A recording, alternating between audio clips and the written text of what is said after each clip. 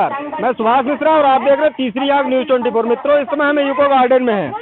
UCO garden per day कोई न कोई धरना चलता रहता है। जैसा कि हमने आपको पहले भी बताया कि यहाँ पर जब हम आते हैं तो कोई न कोई यहाँ धरना करते ही मिल जाता है। सरकार ने एक स्थान बना के दे दिया है, यहाँ पे आप धरना प्रदर्शन करिए और उनकी बातों को सुनने के लिए भी कोई हमको लगता नहीं आता होगा। ये लोग अपनी बातों को कब से रख रहे हैं, इन्हीं से बात करते हो तभी पता चलेगा हमको कि कितनी बातें इनकी हैं और इनसे क्या क्या वादे किए गए जो सरकार ने आज तक पूरे नहीं किए। ये लोग जब सरकारें अपनी वादों से मुकरती हैं तो ये लोग धरना पे आते हैं और धरने के माध्यम से सरकारों को जगाने का काम करते हैं। सरकारें फिर भी नहीं सुनती हैं। इस तरीके का रवैया अगर अख्तियार किया जाएगा सरकारों को के माध्यम से तो जनता किससे जाएगी अपनी बात कहने के लिए। आने वाला समय चुनाव का है। योगी जी दावे पे दावे कर रहे हैं कि हमने ये विकास किया है, वो विकास किया है, जबकि उनके खुद के लोग जो उनके कर्मचारी हैं वो रोडों पे आके खड़े हो गए हैं, धरना देने के लिए मजबूर हो गए हैं। उनकी मांगों को नहीं माना जा रहा। जाहिर सी बात है, अगर इनकी बातों को मान लिया गया होता और इनको जो चीजें इनको पहले से कही गई है उनकी बातें पूरी की गई होती तो वास्तविकता यह है कि आज ये यहाँ की बजाय अपने कार्य क्षेत्र में होती, जहाँ पे इनका काम है वहाँ पे ये काम करती हुई नजर आती। इस तरीके की तमाम परिस्थितियाँ पैदा होते जा रही हैं और सरकारें अपने आँख और कान को बंद करके अपने कोर्ट भवन में जाके पड़ी हुई हैं। सरकार सिर्फ ये बताती है कि हमने रोड बना दिया, हमने 4.5 लाख नौकरियां दे दी, लेकिन इस पे बात नहीं करती है कि उसके कर्मचारी आखिर क्यों आज धरना दे रहे हैं।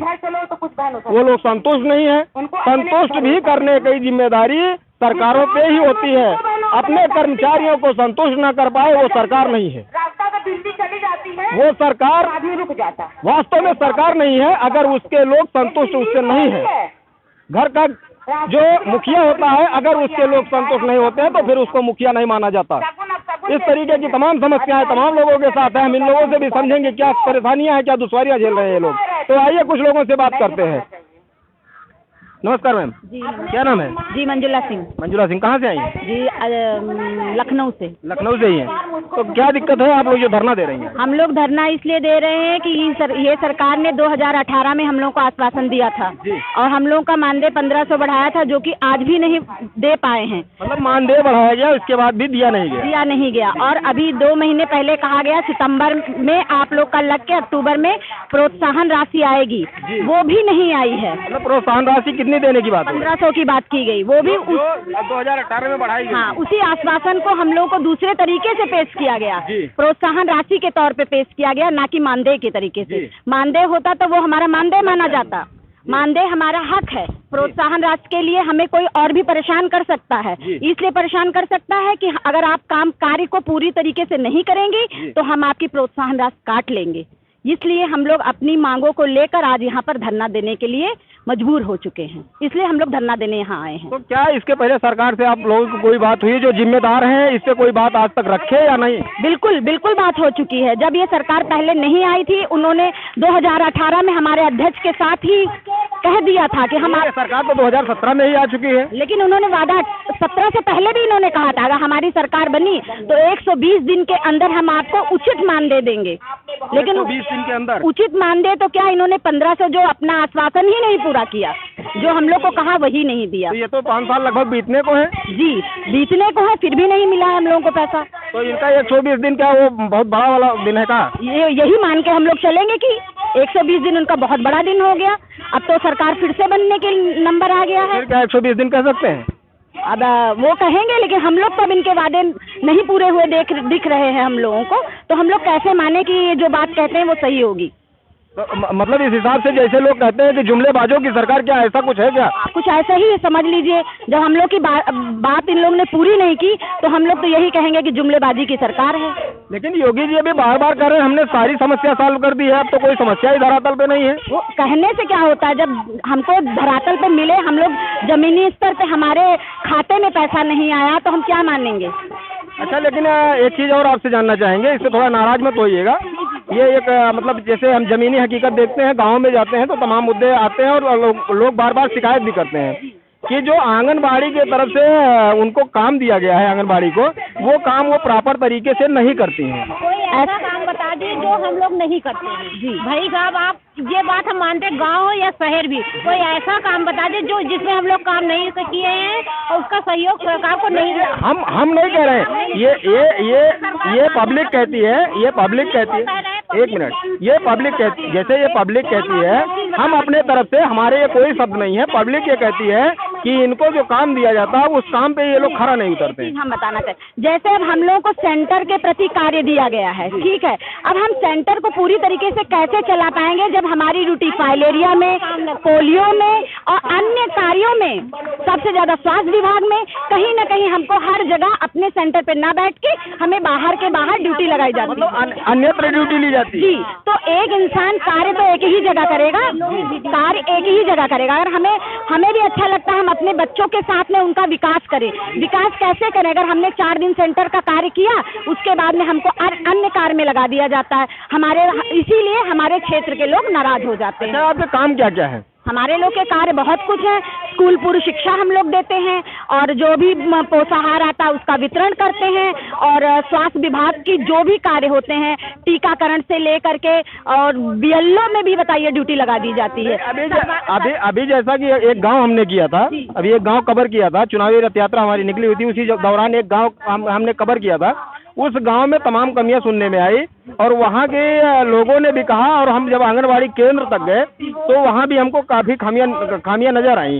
तो और उन्होंने ये भी यहाँ तक कहा कि सरकार हमसे काम तो लेती है, पैसा नहीं देती, उस पर क्या करें? देखिए, किराया आप बताइए, जो शहरी क्षेत्र हैं 750 रुपए में क्या आप बता सकते हैं कोई कमरा मिल सकता है किराए के लिए? 750 रुपया, मात्र 750 रुपए।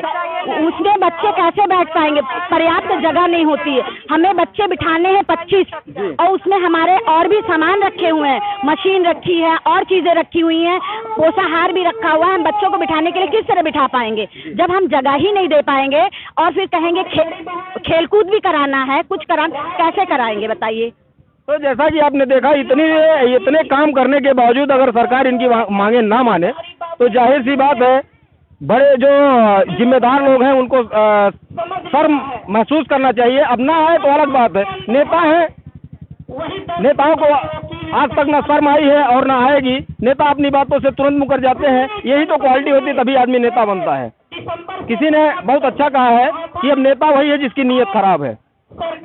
किसी ने एक राइटर ने एक पत्ती लिखी थी, मैं तो पूरा नहीं पढ़ूंगा, लेकिन उसकी एक शब्द थे उसके कि अब नेता वही है जिसके नीयत खराब है। जिसकी नीयत खराब है वो नेता हो सकता है। तो नीयत तभी खराब हो सकती है जब वो अपने वादों से मुकर सकता है। इन्होंने अपनी मजबूरियों को बताया, और लोगों से भी थोड़ा समझेंगे। चलिए, धन्यवाद। और लोगों से समझेंगे कि क्या क्या दुश्वारियां लोग झेल रहे हैं। आइए, नमस्कार मैम, क्या नाम है? मोनी देवी। मोनी देवी, कहाँ से आई मैम? गोरखपुर से। कहाँ से? गोरखपुर से, करगांव ब्लॉक से। तो मैम ये बताइए कि आप लोग किस किस मांगों को लेके यहाँ पे धरना दे रहे हैं? भैया, पहला मांग तो हमारा है, योगी सरकार जब अभी आई नहीं थी, अभी मुख्यमंत्री नहीं बने थे, उसके पहले जब 2016 में हम लोग धरना कर रहे थे गोरखपुर के विकास भवन में, उस समय ये धरने को संबोधित करने गए थे, गोरखपुर के सांसद थे। उस समय धरने में इन्होंने ये कहा कि हमारी आंगनबाड़ी बहनें इतना वर्क करती हैं कि अगर इनको 3,000 से 30,000 महीने दिया जाए तब भी कम है। इतना बात ये योगी जी के खुद के शब्द थे, खुद के उनके शब्द हैं। हम लोगों के बीच में खड़े होके ये बात उन्होंने बोली थी। उसके बाद देखिए 2018-17 में इनकी सरकार आई, हम लोगों ने बनाया, और इतनी खुशी हुई हम लोगों में कि हमारे गोरखपुर के, हमारे गृह जनपद के हमारे मुख्यमंत्री बने और हमारी समस्याओं का निदान होगा। उस समय ये गए एमपी कॉलेज में गए, हम लोग इतने उत्साह के साथ इनका स्वागत किया, और उस दिन शाम को हमारा पैर टूटने से बच गया। गेट के सामने नीचे नाली में पड़ गया और बच गया। उनके स्वागत में हम लोग वहाँ गए थे। उनके स्वागत हम लोग इतने धूमधाम से किए, हमारी बहनें नाच गाने बैंड बाजे के साथ उनके स्वागत की, इतनी खुशी थी हम लोगों में। मतलब आप कहना चाहती हैं इतना करने के बावजूद भी, आपके ही गृह जनपद के होने के बावजूद आपकी समस्याओं को नहीं सुन रहे हैं? क्या आप कभी गोरखनाथ मंदिर पे गई इनसे मिलने के लिए? नहीं। क्या कह रही हैं? बहुत बार गए हैं। बहुत बार गए। मुलाकात हुई? गिनती नहीं है कि कितना मुलाकात हुई। मुलाकात भी हुई, वार्ता भी हुई, बात भी हुई है, सामने सामने बैठ के। मंदिर में भैया हम आंगनबाड़ी हल नहीं निकाल, मंदिर में हम आंगनबाड़ी क्या कहा जाता है? हमारी इनको जुमला ही कहा जाएगा ना। कहा क्या जाता है? यही आश्वासन दे दिया जाता है कि आज नहीं कल 120 दिन कर देंगे तो 120 दिनों में भैया कहे थे कि हम सम्मानजनक मानदेय देंगे, और वो 120 दिन जो है इनके पता नहीं कितने 120 दिन है कि एक साल में 365 दिन होते हैं, वो तो बीत गए। आज उनके कार्यकाल के 5 साल बीतने को हैं। ये वादे हो सकता है 120 दिन इनका कुछ और हो और लंबा 10-12 साल का हो तो बिल्कुल बिल्कुल यही लग रहा है। ये हो सकता है कि 10-12 साल का 120 दिन मानते हो ये। और ये 5 साल बीतने के बाद इस बीच मीडिया और अखबार के माध्यम से बस कागज में पेपर में निकालते गए कि फिर से बढ़ा, फिर से बढ़ा, फिर से बढ़ा। कई बार 1500 रुपए बढ़ोतरी की है ये, लेकिन आज तक 15 रुपए हम लोगों को नहीं आया। मतलब ये कागजों तक ही सीमित है। बस कागजों तक ही सीमित है। उनके विधायक सांसद यही जानते हैं कि आंगनबाड़ियों को मिलता है। कई लोग पूछ भी चुके हैं, लेकिन यही जान लीजिए, यही रोना है कि ये ऐसी गद्दार और मक्कार सरकार है। ऐसी सरकार का हम लोगों ने निर्वाचित कर लिया हम लोगों ने कि रोने से रुलाई नहीं आती हम लोगों को। और 5 साल बीत गए, वो 1500 के नाम पे 5 रुपए नहीं दिए, और वो भी किस रूप में फिर लास्ट में दिए, प्रोत्साहन राशि के रूप में। वो भी प्रोत्साहन राशि कई शर्तों पे लागू हो गया आज तक। नमस्कार। तो आपने देखा इन लोगों ने अपनी बातों को रखा, कितनी समस्याएं होती हैं। किसी भी धरना को चलाने के लिए संगठन को तमाम तरह की दुश्वारियों से गुजरना पड़ता है। अपनी बातों को रखते हैं, ऐसे मंच बनाकर लोग सरकारों की आंखों को दिखाना चाहते हैं कि देख लीजिए हम आपके ही कर्मचारी हैं, और इस तरीके से धरना दे रहे हैं। इसके बावजूद भी सरकारें देख नहीं पाती हैं। तो आप खुद ही समझदार हैं कि सरकार को देखना चाहिए या नहीं देखना चाहिए। नहीं देखेगी तो आने वाले चुनाव में सरकार को जनता नहीं देखेगी, जैसा कि इनके द्वारा कहा गया है। हमारे इनमें कोई शब्द नहीं होंगे। तो इस तरीके की और खबरों को देखने के लिए हमारे चैनल को लाइक शेयर सब्सक्राइब करना ना भूलें। आप देख रहे थे सुभाष मिश्रा के साथ तीसरी आंख न्यूज़ 24। धन्यवाद।